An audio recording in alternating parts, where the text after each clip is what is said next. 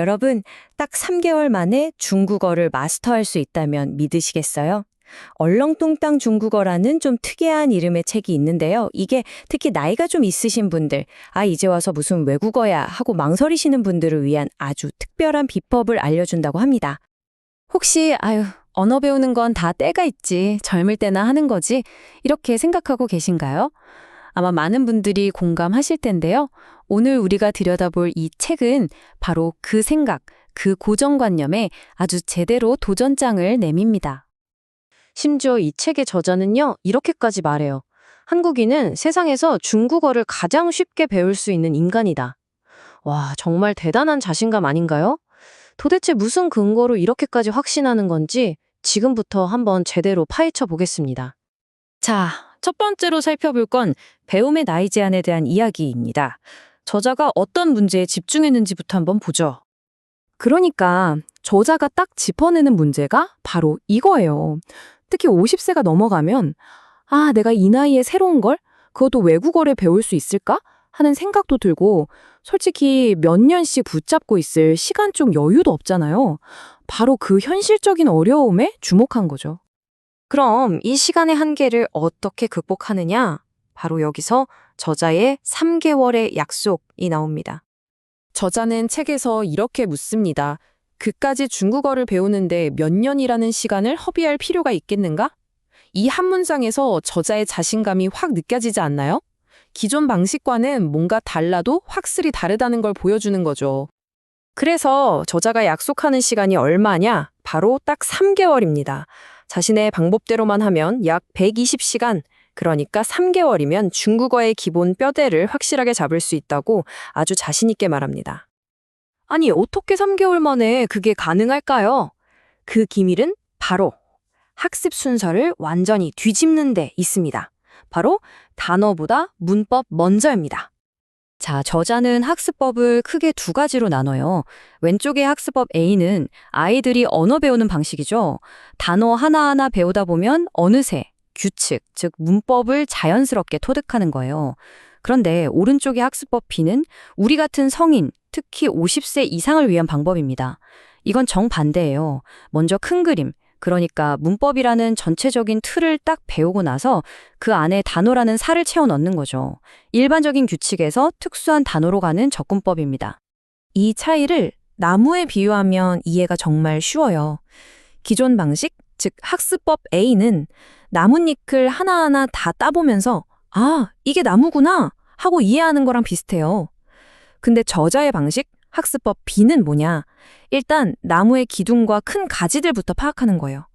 이 뼈대를 먼저 세운 다음에 나중에 나뭇잎을 하나씩 붙여나가는 거죠. 훨씬 효율적이지 않나요? 아니, 근데 문법이라고 하면 다들 머리부터 아프잖아요. 그런데 이게 중국어라서 가능한 겁니다. 저자는 중국어 문법이 사실은 굉장히 단순하다고 말해요. 왜냐하면 중국어는 고리버거든요. 영어처럼 동사가 막 변하거나 한국어처럼 복잡한 조사가 붙는 게 없다는 거죠. 생각보다 훨씬 간단한 구조라는 겁니다. 저자는 중국어의 모든 문장이 딱 3가지 패턴 안에 다 들어온다고 주장해요. 그 첫 번째가 바로 판단문입니다. A는 B이다 같은 문장이죠. 이것은 책이다 라고 할 때 중간에 슈이다에 해당하는 슈 이것만 딱 넣어주면 문장이 그냥 완성돼요. 아주 간단하죠? 두 번째 유형은 묘사문이에요. 무언가의 상태나 성질을 설명하는 거죠. 예를 들어 날씨가 좋다고 할 때 그냥 날씨라는 주어 뒤에 좋다는 형용사를 바로 붙이면 끝이에요. 영어처럼 is, am, are 같은 비동사를 넣을 필요가 전혀 없다는 거죠. 정말 직관적이지 않나요? 그리고 마지막 3번째가 행위문입니다. 말 그대로 동작을 나타내는 문장이에요.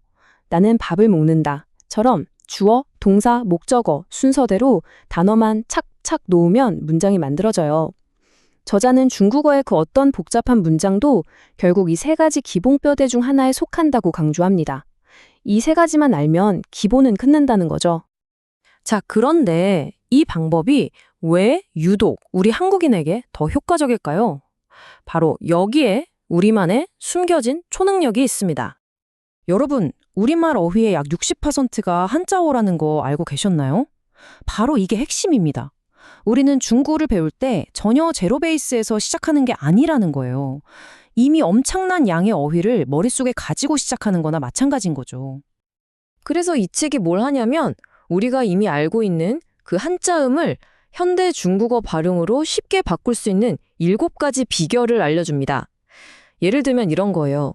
우리말 한자에서 기역 받침으로 끝나는 글자는 중국어로 바꾸면 대부분 애소리가 난다는 식의 규칙이죠. 이건 그냥 꿀팁 수준이 아니라 우리가 가진 지식을 중국어로 바로 변환시키는 아주 실용적인 기술인 셈입니다. 자, 그럼 이 저자의 방법이 기존에 가르치는 방식과 얼마나 다른지 아주 구체적인 예를 하나 들어볼게요.